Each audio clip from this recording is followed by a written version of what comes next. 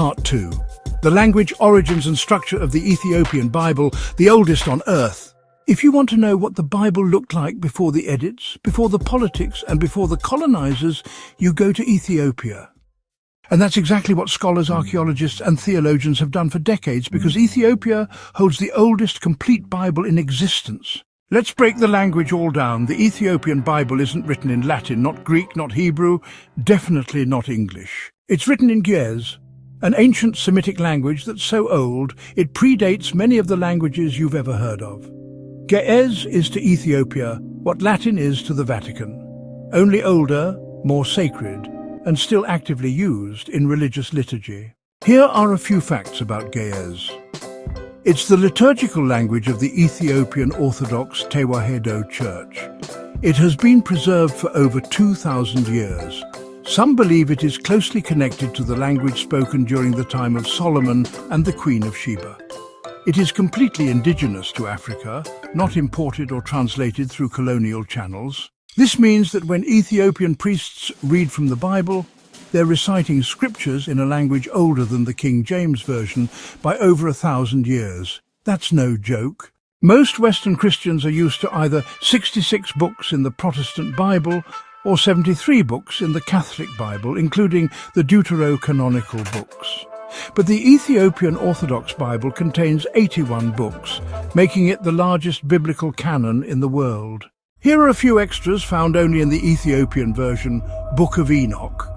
It talks about fallen angels, Nephilim, those giants, the Watchers, and heavenly journeys. This book was actually removed from most Western Bibles after those early church councils, you know.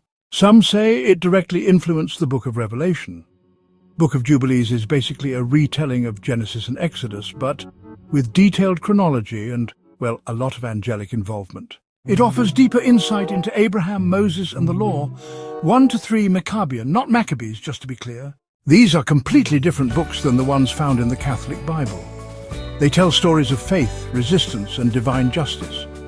Books of the Shepherd, Synodos, the Covenant, the Epistle of Eusebius. These writings are virtually unknown to Western Christianity. Some discuss early church orders, lost teachings of Christ, and visions from prophets the West never talks about. That's just scratching the surface. The first Bible translation, not what you were taught. Here's where it gets juicy.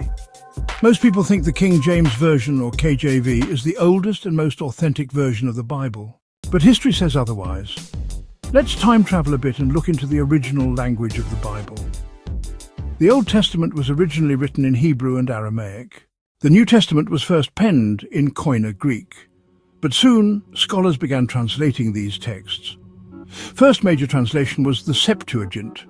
Around 250 BCE, Jewish scholars in Egypt translated the Hebrew scriptures into Greek. This became the Septuagint.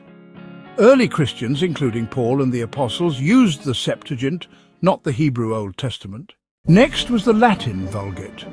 In the 4th century AD, St. Jerome translated the Bible into Latin, and this became the Latin Vulgate, which was used by the Roman Catholic Church for centuries. Then comes King James in 1611 AD. The King James Bible came much later, in 1611 AD. By then, Christianity had been through thousands of years of edits, power struggles, councils and removals. So what's the point?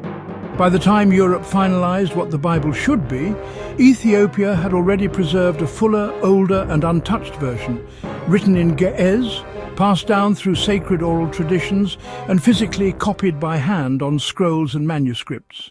Why does this matter? Because some of the most mysterious and powerful texts about Jesus, the angels, the afterlife and hidden history were left out of Western Bibles, either for political reasons, doctrinal disagreements, or simple control. And guess where those texts are still found? Ethiopia, still intact, still preserved, still chanted in cathedrals carved into stone, and still banned or suppressed in many parts of the Christian world. In Part 3, we'll talk about something that sounds straight out of a Dan Brown novel, the lost years of Jesus, the ones the West doesn't talk about, but which appear in Ethiopian scripture.